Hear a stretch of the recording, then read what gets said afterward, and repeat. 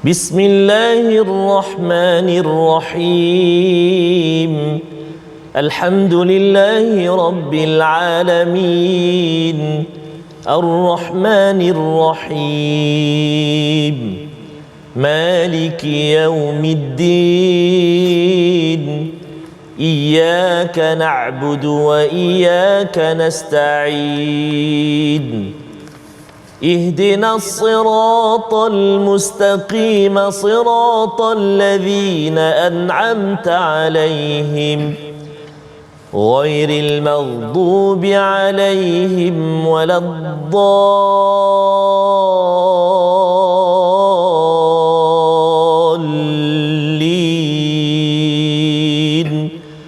Amin. Sallallahu.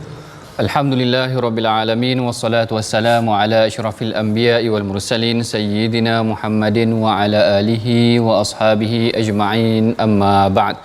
Assalamualaikum warahmatullahi wabarakatuh. Apa khabar tuan-puan, para penonton yang dirahmati Allah sekalian? Mudah-mudahan kita semua dikurniakan rahmat dan kasih sayang daripada Allah Ta'ala. Amin. Dikurniakan kesihatan dan dikurniakan kekuatan untuk meneruskan lagi program pengajian kita dalam My Quran Time. Kita meneroka, kita cuba baca, faham dan amal setiap halaman daripada muka surat Al-Quran, yang mana hari ini kita telah pun memasuki halaman yang ke-559, membincangkan mengenai tentang halaman kedua daripada surah At-Talaq. Sebelum kita memulakan pengajian kita, terlebih dahulu suka untuk saya perkenalkan kepada tuan-puan tokoh qari kita yang terkemuka dan tidak asing lagi, iaitu Ustaz Tarmizi kita. Apa khabar Ustaz? Alhamdulillah, Al-Fadhil Prof. Al-Fadhil Prof, sihat hari ni ya? Alhamdulillah, masya-Allah. Selalu sentiasa manis ya? Masya-Allah. Itulah dia Ustaz Tarmizi kita yang akan macam mana? Semuka fi wajhi akhika sadaqah. Banyak saya sedekah ini. Subhanallah. Baik. Itulah dia qari kita. Seperti biasa, saya tidak keseorangan, akan ditemani oleh Ustaz Tarmizi kita. Dan juga seperti biasa, sebelum memulakan pengajian kita, kita bacakan doa ringkas dahulu. Subhanaka la ilma lana illa ma 'allamtana innaka antal alimul hakim. Rabbi zidni ilma. Mudah-mudahan Allah Ta'ala menambah lagi ilmu kita dalam pengajian kita terhadap ilmu-ilmu Al-Quran, insya-Allah. Baik, sebelum kita memulakan penerokaan terhadap halaman kedua daripada surah At-Talaq ini, mari sama-sama tuan-puan kita bacakan dahulu sinopsis pengajian kita. Apakah yang akan kita lalui daripada halaman yang ke-559 ini daripada surah At-Talaq, iaitu kita akan membincangkan mengenai tentang penyediaan tempat tinggal dan nafkah bagi wanita yang menjalani iddah serta upah menyusukan. Ini akan diperolehi pengajarannya daripada ayat yang ke-6 hingga ayat ke-7. Manakala pada ayat yang ke-8 hingga ayat yang ke-11 kita akan membincangkan mengenai tentang ancaman bagi orang yang menentang serta janji baik bagi orang yang patuh kepada Allah Ta'ala. Dan pada ayat yang ke-12 insya-Allah kita akan melihat kepada pengetahuan dan kekuasaan Allah Subhanahu Wa Ta'ala terhadap semua makhluknya, insya-Allah. Itulah dia sinopsis pengajian kita pada hari ini. Ada 3 bahagian penting. Yang pertama, kita akan tengok hak-hak wanita yang telah dipisahkan ataupun telah ditalakkan, iaitu apakah hak yang akan dapat kepada mereka dalam tempoh iddah mereka. Yang keduanya, kita tengok pengajaran buat kaum yang menentang ataupun tidak mengamalkan apa yang telah digariskan oleh Allah Ta'ala di dalam Al-Quran. Manakala yang ketiga, kita akan melihat kekuasaan Allah serta pengetahuannya. Yang ini semua kita akan lalui sebentar nanti, insya-Allah. Sebelum kita mulakan tadabbur kita, mari sama-sama tuan-puan kita bacakan dahulu ayat bermula daripada ayat yang ke-6 hingga ayat yang ke-9 daripada surah At-Talaq ini, insya-Allah. Baik, terima kasih Al-Fadhil Prof. Dr. Ahmad Sanusi. Khususnya tuan-tuan dan puan-puan, ibu-ibu, ayah-ayah, sahabat-sahabat Al-Quran, Assalamualaikum warahmatullahi wabarakatuh. Alhamdulillah, wassalatu wassalamu ala Rasulillah wa ala alihi wa sahbihi man walah wa ba'da. Apa khabar semuanya ayah dan bonda? Moga-moga terus sihat ceria. Dan hari ini kita sudah berada di halaman yang ke-559, masya-Allah. Dan kita hari ini satu surah yang mencabar, Prof ya. Semalam, hari ini kita belajar sebelum ini, dan hari ini kita menyambung halaman kedua dalam surah At-Talaq. Kalau kita perhatikan ayat awal-awal nanti, tuan-tuan dan puan-puan ibu ayah sekalian, kita baca nanti dia banyak kalau kita wakaf pada huruf nun yang bersabdu, kan hun hamlahun ujurahun. Jadi hati-hati nanti kita baca supaya betul dengung dan sebagainya, insya-Allah taala. Jika sudah bersedia, mari kita mulakan bacaan ayat 6 hingga 9 muka surat 559 surah At-Talaq. Kita nak baca mula ini dengan bacaan murattal bayati ya. Kita cuba insya-Allah. A'udzu billahi minasyaitonir rajim. Bismillahirrahmanirrahim. أسكنوهن من حيث سكنتم من وجدكم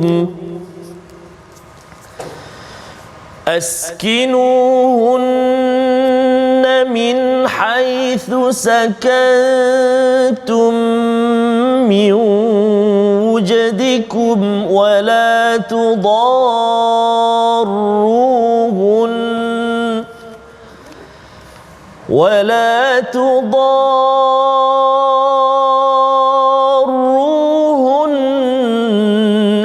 لتضيقوا عليهن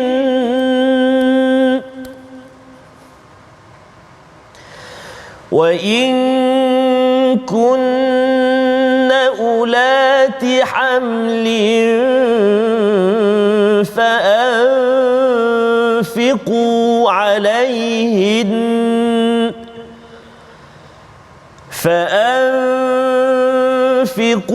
عليهن حتى يضعن حملهن فإن أرضعن لكم فآتوهن أجورهن وَأْتَمِرُوا بَيْنَكُمْ بِمَعْرُوفٍ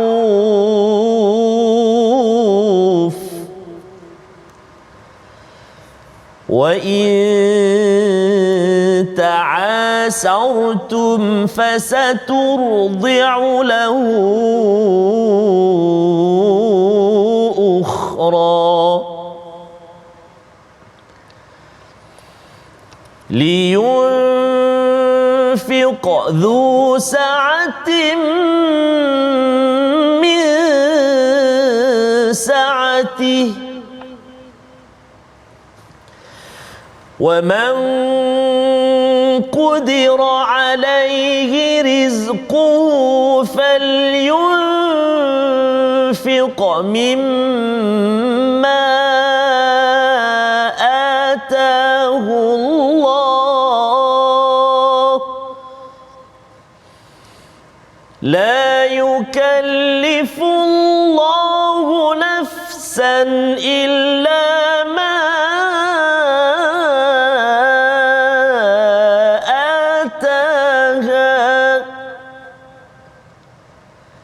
سيجعل الله بعد عسر يسرا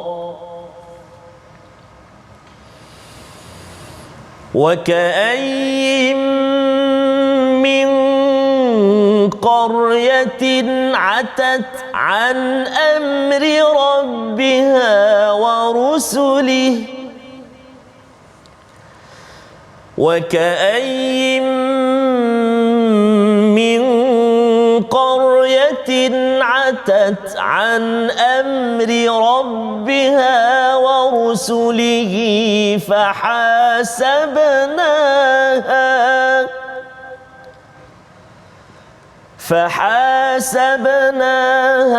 حسابا شديدا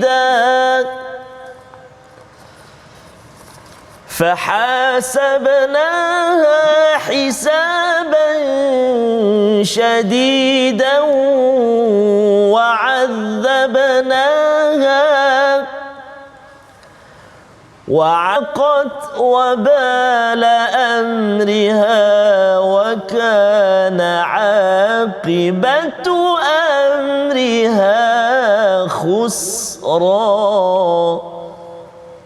صدق الله العظيم.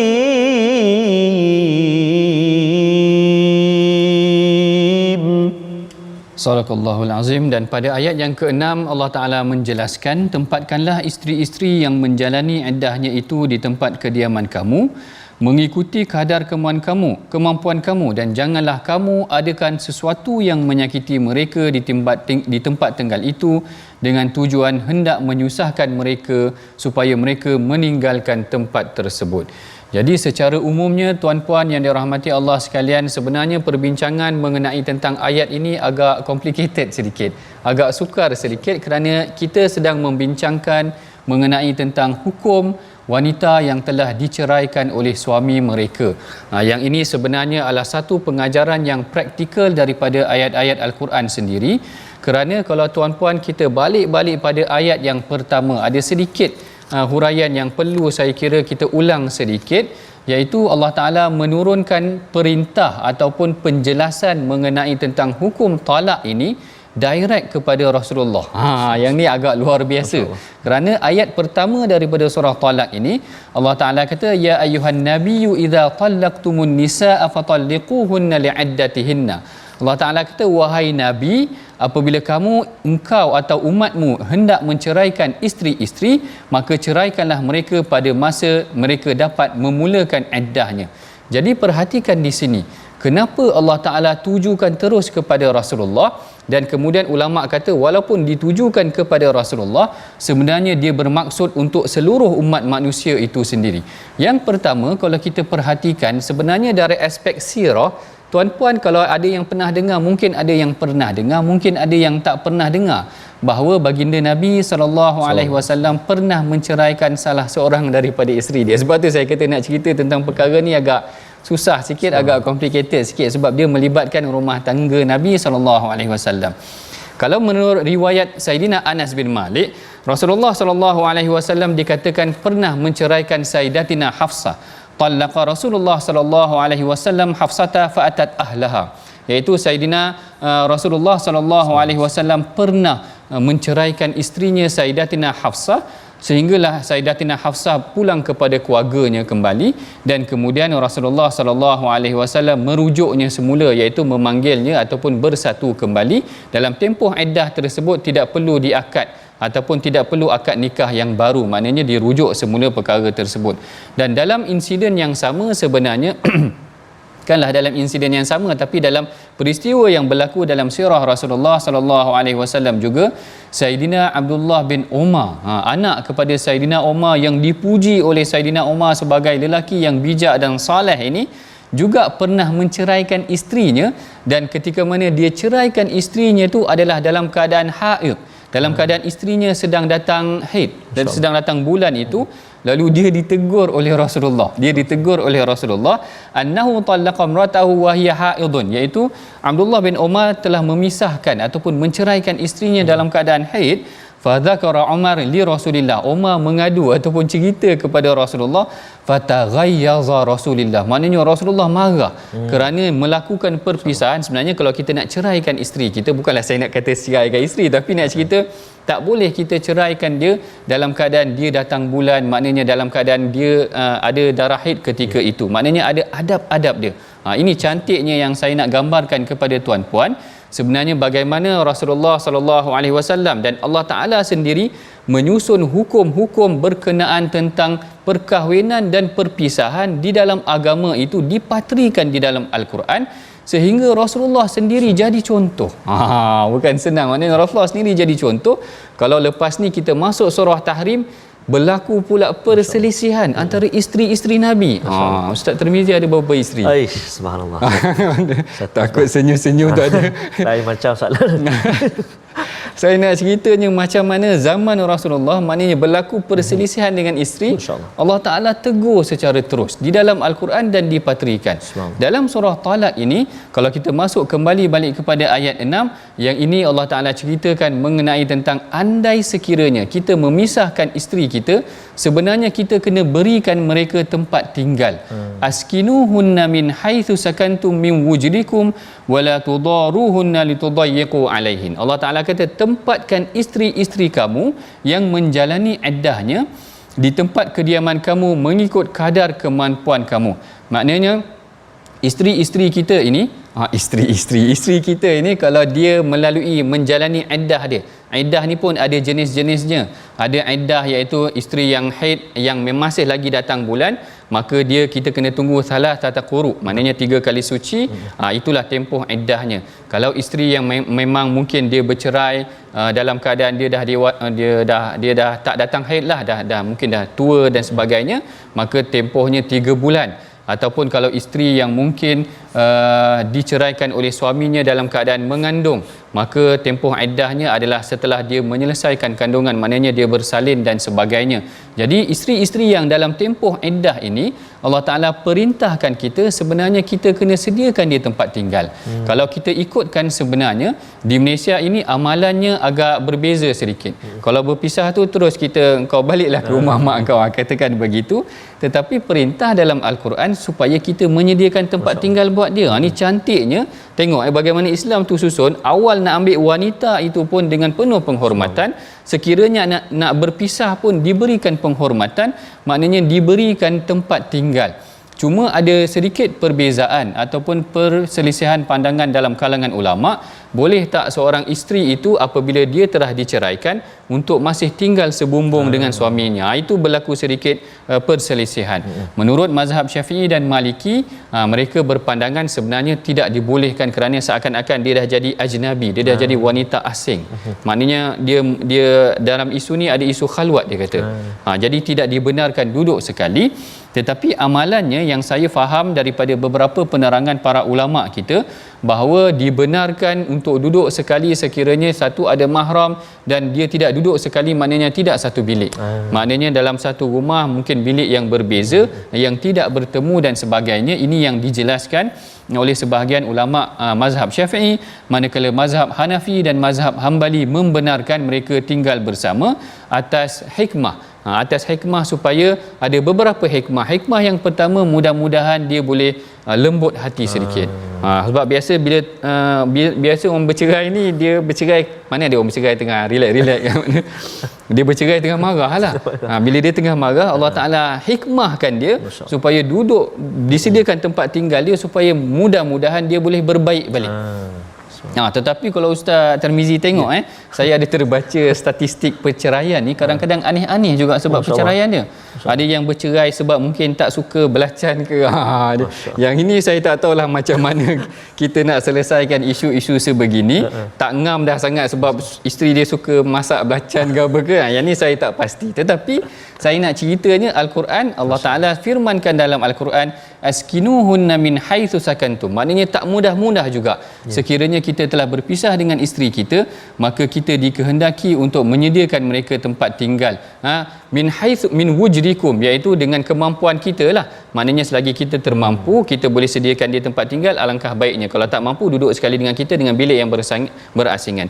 Kemudian Allah Ta'ala firmankan juga, wala tudaruhunna litudayyiqu alaihinna. Jangan kita sakiti dia sehingga kita menyebabkan dia rasa nak keluar. Dah bergaduh, kita sakiti dia lagi. Ini tidak baik. Bahkan dalam Islam, saya teringat ada sebuah hadis yang diriwayatkan oleh Muawiyah Al-Qushairi. Muawiyah Al-Qushairi tanya kepada Rasulullah, ma taqulu fi nisa'ina, apa yang kau nasihatkan kami tentang para isteri wanita kami? Macam mana kami nak deal, berurusan dengan mereka?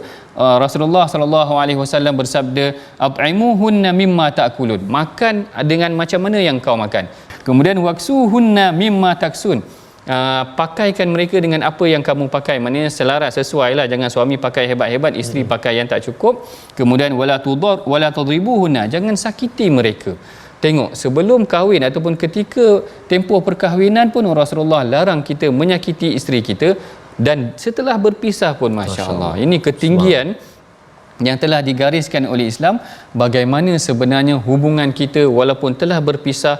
Allah Ta'ala didik orang yang beriman itu agar memberikan yang terbaik buat isteri mereka sekalipun setelah tidak bersama lagi. Kemudian dalam ayat yang ke-7, kita masuk skip sikit kat situ, ayat yang ke-6, Allah Ta'ala memerintahkan kita agar memberikan hak tempat tinggal kepada isteri dan tidak menyakiti mereka.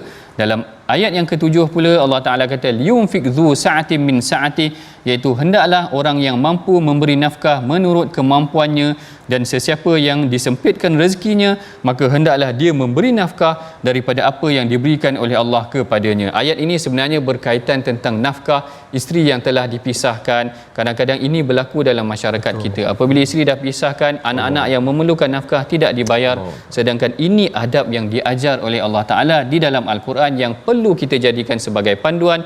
Ini adalah perbincangan kita pada bahagian yang awal mengenai tentang isteri-isteri yang telah dipisahkan oleh suami mereka, apakah adab yang sepatutnya mereka lakukan seperti mana yang telah digariskan di dalam surah At-Talaq. Manakala dari aspek perbincangan perkataan pilihan kita pada hari ini, kita akan melihat kepada perkataan ata ataupun atawa yang membawa maksud sombong ataupun derhaka ataupun melampaui batas. Perkataan ini disebutkan sebanyak 10 kali di dalam Al-Quran, yang mana perkataan ata ataupun atawa ini disebutkan dalam ayat yang ke-8. Bagi mereka yang mempunyai mushaf boleh tengok wa ka'iyyin min qaryatin atat an amri rabbiha, dan berapa banyak daripada penduduk negeri itu ia telah derhaka. Atat ni maksudnya derhaka itu tadi. Inilah dia perkataan ataupun melawan tadi.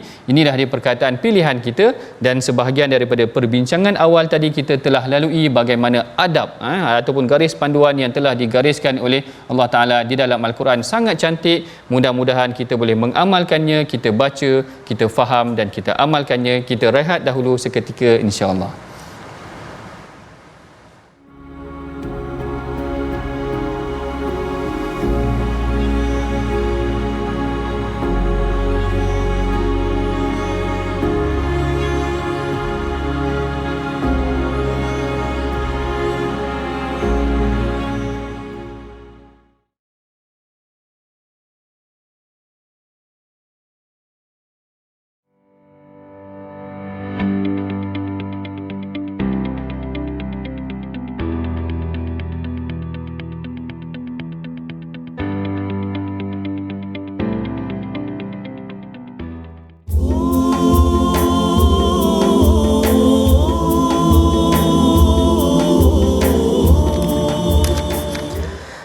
Lirik yang syarat dengan peringatan dan juga motivasi untuk kehidupan kita berkeluarga.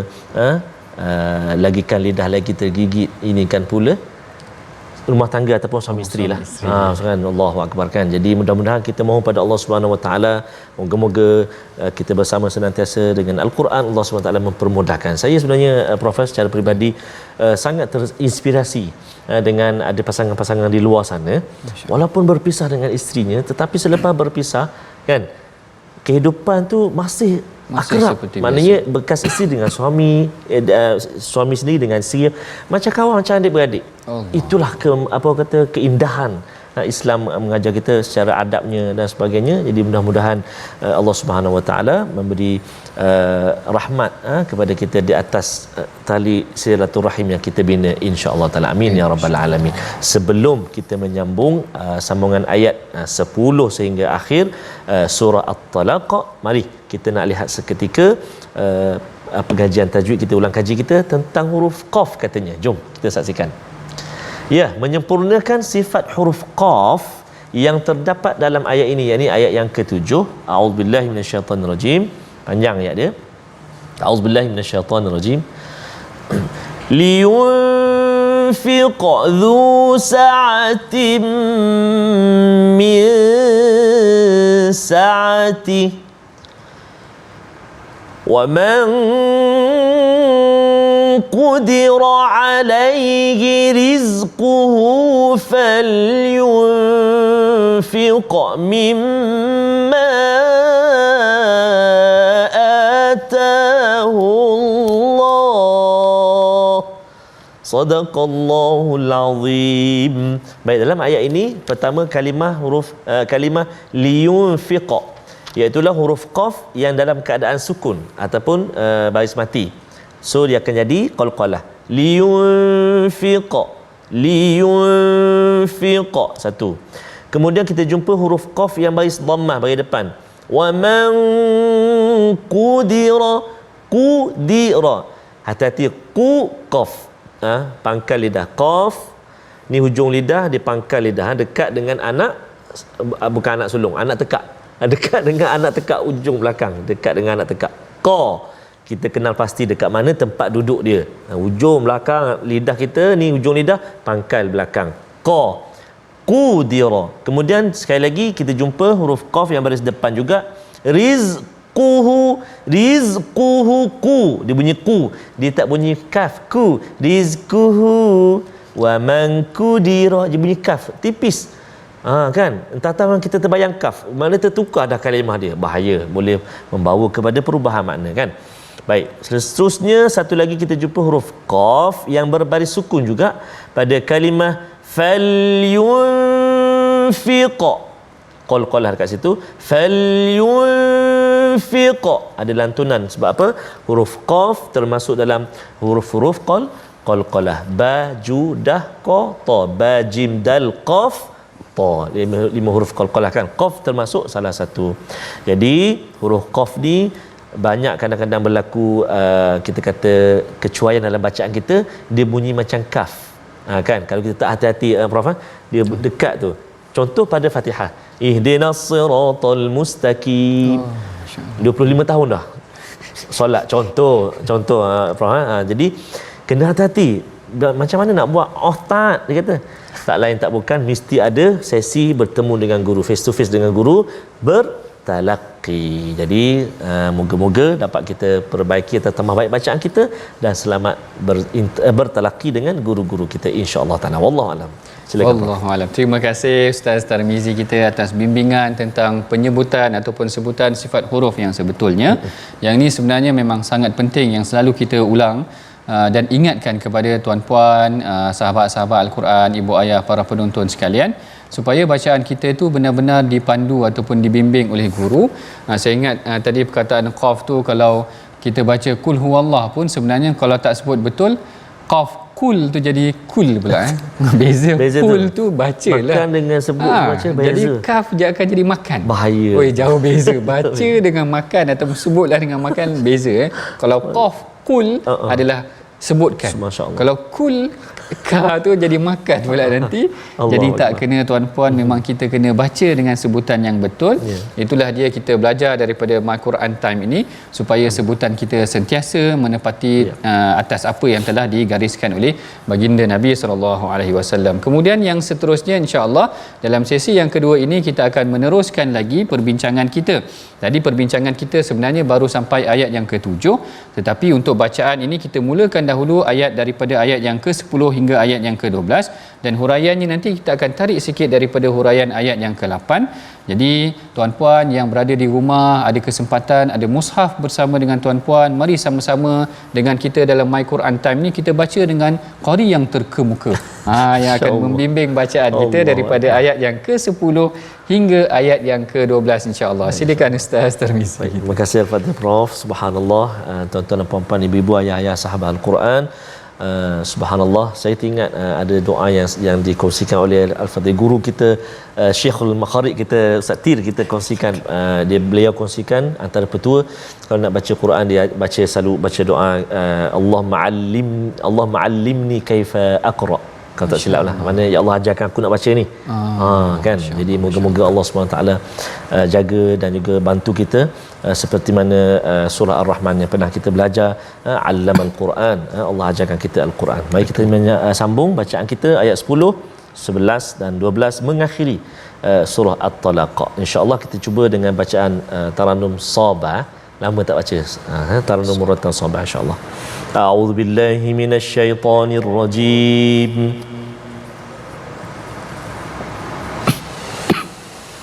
أعد الله لهم عذابا شديدا فاتقوا الله يا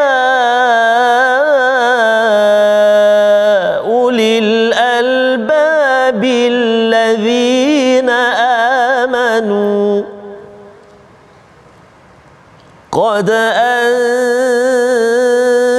الله إليكم ذكرا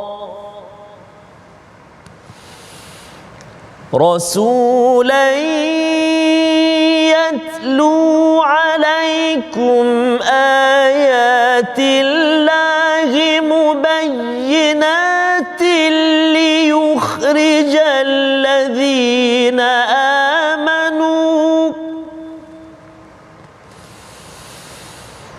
ليخرج الذين آمنوا وعملوا الصالحات من الظلمات إلى النور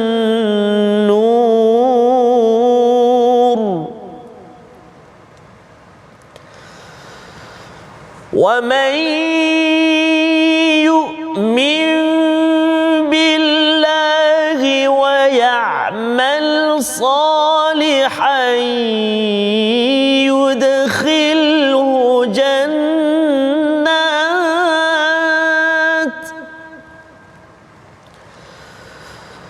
يدخله جنات تجري من تحتها الأنهار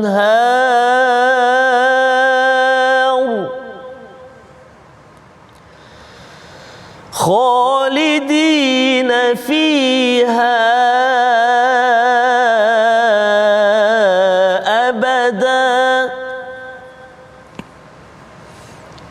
قد أحسن الله له رزقا الله الذي خلق 7 سماوات ومن الأرض مثلهن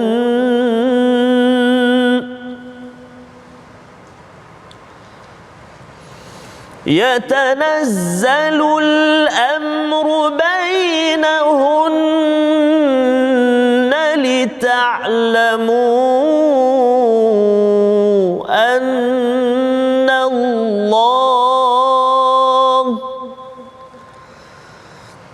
لتعلموا أن الله على كل شيء قدير وأن الله قد أحاط بكل شيء علما صدق الله العظيم.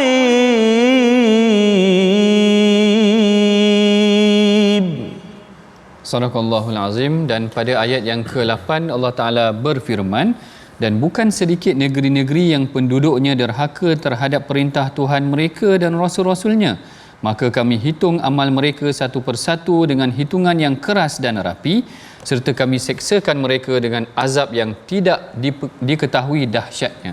Hadis ini, ayat ini menunjukkan tentang bagaimana sebenarnya perubahan konteks perbincangan. Yang ni sebenarnya menarik kalau tuan-puan perhatikan, yang mana ayat yang ke-6 dan ayat yang ke-7 daripada surah At-Talaq ini membincangkan mengenai tentang wanita-wanita yang telah dipisahkan oleh suami mereka, iaitu hak-hak yang perlu diterima oleh mereka setelah mereka dalam tempoh iddahnya. Tiba-tiba dalam ayat yang ke-8 Allah Ta'ala mengubah sedikit, Allah Ta'ala ubah sedikit konteks perbincangan.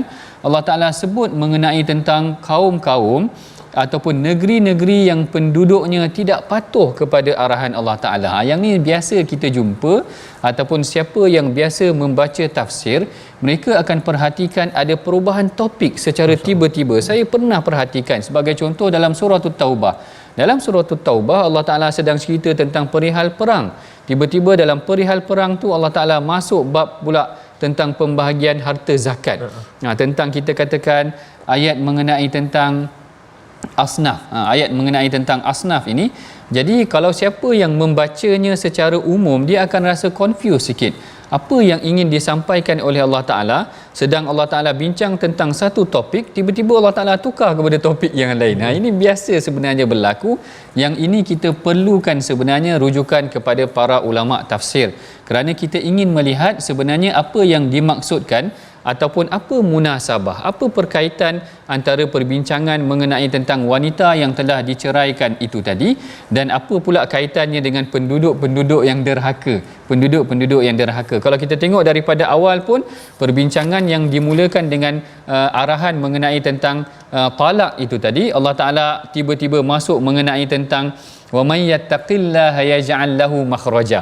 Mula-mula cerita tentang talak, tiba-tiba Allah Ta'ala bawa maksud kepada takwa, ataupun Allah Ta'ala ubah topik tu perbincangan kepada takwa, seakan-akannya orang-orang yang bertakwa ini dia akan ikut garis panduan yang telah ditentukan oleh Allah Ta'ala dalam segala urusan mereka. Lalu Allah Ta'ala bawa balik perbincangan tentang isteri yang telah dipisahkan, kena diberikan tempat tinggal, kena jangan menzalimi mereka, kena beri nafkah kepada mereka. Kemudian tiba-tiba ayat ke-8 Allah Ta'ala cerita pula tentang kaum yang telah tidak mengikut perintah Allah. Jadi di sini menurut Al-Imam Ibn Ashur, Al-Imam Ibn Ashur kata di sini Allah Ta'ala mengembalikan orang-orang yang beriman kepada apa yang pernah berlaku kepada kaum terdahulu. Kaum terdahulu ini apabila Allah Ta'ala meletakkan garis panduan Nabi Lut, kaum Nabi Lut ataupun kaum Nabi Nuh, bila Allah Ta'ala letakkan garis panduan kaum Nabi Shu'aib, Allah Ta'ala letakkan garis panduan mengenai tentang urusan transaksi perniagaan, tetapi mereka menipu. Allah Ta'ala ceritakan tentang sepatutnya mereka ikut undang-undang Allah, tapi mereka tidak ikut undang-undang Allah. Kaum Nabi Lut, Allah Ta'ala ceritakan tentang adabnya ataupun garis panduan tentang kehidupan mereka, tetapi mereka melanggar apa yang telah diletakkan oleh Allah Ta'ala. Kaum Nabi Shu'aib tadi ataupun kaum Nabi Hud, semua kaum-kaum ini melanggar perintah Allah. Lalu Allah Ta'ala kata mereka yang melanggar perintah Allah ini, Allah Ta'ala akan memberikan mereka hitungan yang luar biasa ataupun azab yang sangat pedih ataupun syadid ni tadi.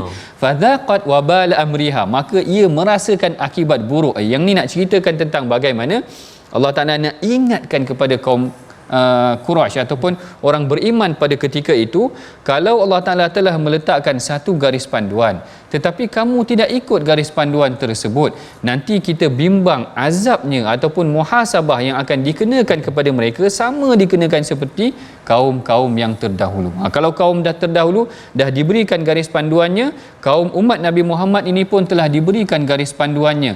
Kalau nak berkahwin macam mana, kalau nak berpisah macam mana, nak mendirikan rumah tangga macam mana, esok kalau dah ada anak pula macam mana, anak nak dibesarkan macam mana, semua telah diberikan garis panduannya melalui Al-Quran dan juga hadis. Tetapi sekiranya andai mereka tidak mengikut garis panduan tersebut, maka Allah Ta'ala memberikan ancaman. Kalau begitu, a'addallahu lahum azaban syadida fattaqullaha ya ulil albabil ladzina amanu qad anzalallahu ilaikum dzikra. Ini Allah Ta'ala kata Allah akan menyediakan bagi mereka azab yang seberat-beratnya, maka bertakwalah kepada Allah wahai orang yang berakal sempurna daripada kalangan orang beriman, sesungguhnya Allah telah menurunkan kepada kamu peringatan. Ini sangat cantik sebenarnya Ustaz, bagaimana Allah Ta'ala mengubah topik perbincangan itu kepada azab, daripada panduan tentang orang-orang yang telah dipisahkan itu tadi kepada azab yang akan dikenakan buat mereka yang tidak mengikut panduan daripada Allah Ta'ala. Sebenarnya tuan-puan, kalau kita perhatikan ayat ataupun surah Talak ini menceritakan tentang hukum ataupun garis panduan isteri yang telah diceraikan ataupun dipisahkan. Kalau kita tengok dalam konteks yang lebih luas, ini adalah melibatkan isu hak wanita yang telah dipisahkan. Kalau kita besarkan lagi konteksnya, ini melibatkan hak-hak wanita. Kalau kita tengok secara rangkuman yang lebih luas, sebenarnya Al-Quran telah meletakkan banyak garis panduan yang baru yang sebelum ini Quraisy tidak miliki. Saya bagi contoh, sebagai contoh dalam kes nak mendirikan rumah tangga. Sebenarnya zaman jahiliah dahulu, Arab ni dia tidak ada batas perkahwinan. Dia tidak ada batas perkahwinan. Dia boleh kahwin dengan berapa ramai yang dia nak. Sedangkan bila Al-Quran datang, fankihu ma taba lakum minan nisa mathna wa thulatha wa ruba'. Allah Ta'ala letakkan garis panduan, okey, kalau kamu nak kahwin, ini ada garis panduannya, boleh kahwin maksimum sehingga 4 orang sahaja. Kemudian pada zaman dahulu juga, Arab Quraisy ni dia kadang-kadang kahwin dengan adik-beradik. Kahwin dengan adik-beradik ni maksudnya bila dia tengok dia kahwin dengan akak. Bila kahwin dengan akak, bila dah bersama dengan akak tengok adik cantik, kahwin pula sekali dengan adik, dah bergabung dua tu, lalu Allah Taala kata wa antajma'u bainal ukhtayn illa ma qad salam. Sebenarnya tak boleh juga kalau kita menggabungkan ataupun menghimpunkan adik-beradik ini. Maknanya Allah Taala letak garis panduan. Itu dari aspek perkahwinan. Bila dapat anak pula, isu tentang anak perempuan, tengok isu-isu tentang perempuan, wanita, hak-hak wanita sebenarnya banyak dipersembahkan dalam Al-Quran. Bila tentang anak wanita pula, Quraisy tak suka anak perempuan. Wa idza busyira ahaduhumul unsa dhalla wajhuhu muswaddan. Bila diberitakan berita gembira mereka akan dapat anak perempuan, Allah Taala kata dhalla wajhuhu muswaddan, wajah mereka berubah menjadi hitam. Lalu Allah Taala letak garis panduan, wa idzal mau'udatu su'ilat bi ayyi dzambin qutilat. Anak perempuan ni tak boleh dibunuh. Esok kalau dibunuh nanti dia akan ditanya. Tengok bagaimana Allah Ta'ala meletakkan kedudukan wanita ni sangat cantik. Sebelum dia berkahwin, Allah Ta'ala letak garis panduan tentang adab-adabnya. Ketika nak mendirikan rumah tangga, ada garis panduannya. Andai sekiranya mereka tidak selari, nak dipisahkan, ada garis panduannya. Kalau dah berkahwin, dapat anak, ada garis panduannya. Masya Allah, inilah garis panduan yang digariskan oleh Allah Ta'ala dalam Al-Quran, menunjukkan tentang bagaimana menguruskan ataupun meletakkan perkara-perkara ataupun hubungan yang melibatkan isu kewanitaan ini disusun dengan cantik di dalam Al-Quran. Dan penutupnya nanti kalau kita tengok, kalau Allah Ta'ala ada letakkan banyak garis panduan, kalau tak nak ikut juga, maka Allah Ta'ala kata a'addallahu lahum azaban syadida, Allah Ta'ala akan kenakan azab. Sedangkan Allah Ta'ala telah menerangkan semua perkara ni, rasulan yatlu alaikum ayatillah. Tengok, Allah Ta'ala bukan sahaja menghantarkan ayat Al-Quran, tetapi mengutuskan Rasul untuk tunjuk contoh. Kalau Quraisy tak suka anak perempuan, Rasulullah anaknya semua perempuan. Tengok macam tu Allah Ta'ala bagikan contoh. Anak lelaki semua meninggal. Ibrahim meninggal, Al-Qasim meninggal, Abdullah meninggal. Dan sekali yang tinggal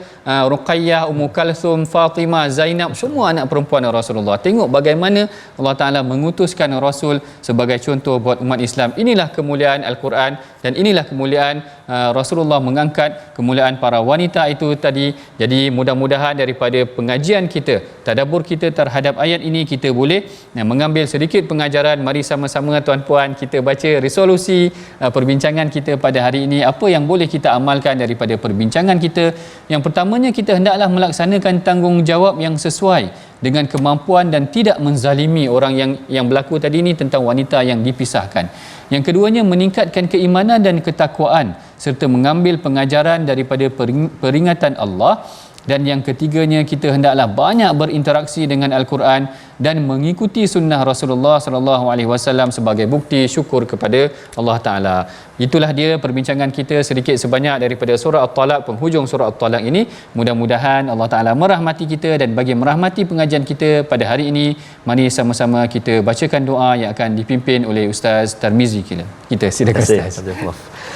أعوذ بالله من الشيطان الرجيم بسم الله الرحمن الرحيم الحمد لله رب العالمين حمدا يوافي نعمه ويكافئ مزيده يا ربنا لك الحمد كما ينبغي لجلال وجهك الكريم وعظيم سلطانك اللهم صل على سيدنا محمد وعلى آل سيدنا محمد اللهم يا الله ويا رحمن ويا رحيم ampunilah dosa-dosa kami ya Allah. Ampunilah dosa-dosa ibu ayah kami ya Allah, ibu ayah mertua kami, muslimin, muslimat, mukminin dan mukminat, birahmatika ya arhamar rahimin. Ya Allah wa ya Rahman wa ya Rahim, ampunilah dosa-dosa kami terhadap pasangan kami ya Allah, dosa kami terhadap isteri kami, dosa isteri terhadap suaminya ya Allah. Mudah-mudahan ya Allah dikurniakan barakah, keberkatan, kebahagiaan buat seisi keluarga, mendapat cucuan rahmat daripadamu ya Arhamar Rahimin. Maka ya Allah, hiasilah kehidupan kami dengan Al-Quran, hiasi rumah tangga kami dengan Al-Quran ya Allah. Kurnia kekuatan buat kami untuk memimpin memandu keluarga kami dengan barakah ketinggian kesucian Al-Quran, membacanya, memahaminya, mengamalkannya. sallallahu ala sayyidina Muhammad wa ala alihi wa sahbihi wa baraka wa sallam walhamdulillahi rabbil alamin. Taqabbalallahu minkum minna minkum taqabbal ya karim. Mudah-mudahan doa kita diangkat, diterima oleh Allah Subhanahu wa taala, menjadikan kita keluarga yang senantiasa bersama dengan Al-Quran. Amin ya rabbal alamin. Dan kita nak terus semarakkan Al-Quran dalam kehidupan kita dengan sama-sama kita turut serta dalam tabung gerakan Al-Quran, infak dan juga wakaf untuk ummah, untuk kita melestarikan Al-Quran dalam kehidupan kita. Sama-sama kita gerakkan, kita semarakkan Al-Quran dalam kehidupan kita, insya-Allah taala. Jadi My Quran Time pada halaman 559 berakhir di sini. Jangan lupa untuk saksikan siaran ulangan pada malam ini dan juga pada besok pagi. Pastinya My Quran Time, baca, faham dan amal.